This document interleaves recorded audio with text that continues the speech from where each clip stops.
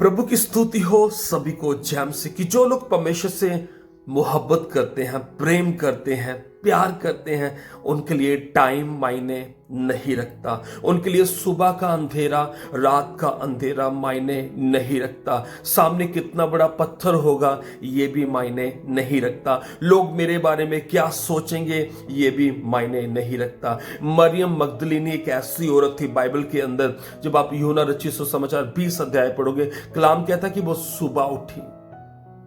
उसने रात को ही डिसाइड कर लिया था कि मैं सुबह परमेश्वर यानी कि यीशु की कब्र की ओर जाऊंगी। वो सुबह उठती है और वो कब्र की ओर जाती है। अंधेरा था, रास्ते में पत्थर था।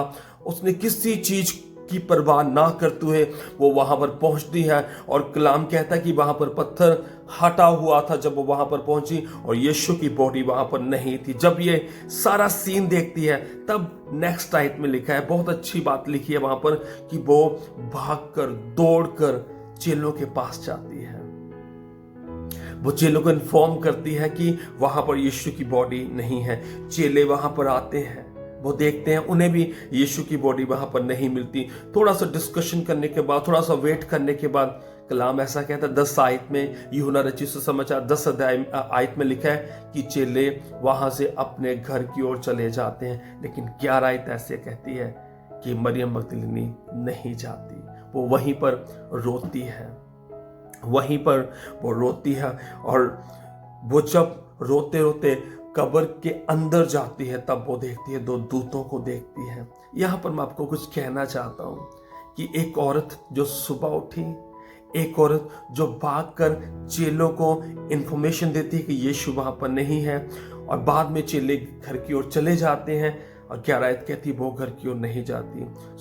ऐसी कौन सी बात थी जो उसे अपने घर से कब्र की ओर लेकर गई? तो मेरा मानना यही है कि उसका प्रेम, उसका प्यार यीशु के प्रति अद्भुत था। वो दिखावे के लिए कब्र की ओर नहीं आई थी, लोगों को या परमेश्वर को दिखाने के लिए नहीं आई थी। That was a true love. वो इंटेंशन, वो प्रेम हमारा भी खुदा के लिए होना चाहिए।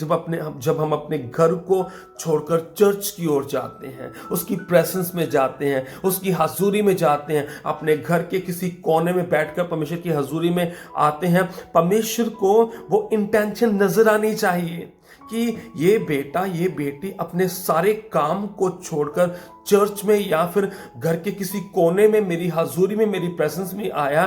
परमेश्वर को वो इंटेंशन, वो ऑनेस्टी नजर आनी चाहिए। बहुत बार दुख की बात है कि कई बार हम परमेश्वर की हजूरी में जाते हैं लेकिन वो हमारी इंटेंशन नहीं होती जो मरियम की थी। मरियम मगदलीनी की जो इंटेंशन थी, वो उसका प्रेम परमेश्वर को साफ साफ नजर आ रहा था। अब मजे की बात यह है कि जब डिस्कशन के बाद चेले अपने घरों की ओर चले जाते हैं, मरियम मगदलीनी नहीं जाती, तब परमेश्वर के दूत उसे दिखाई देते हैं।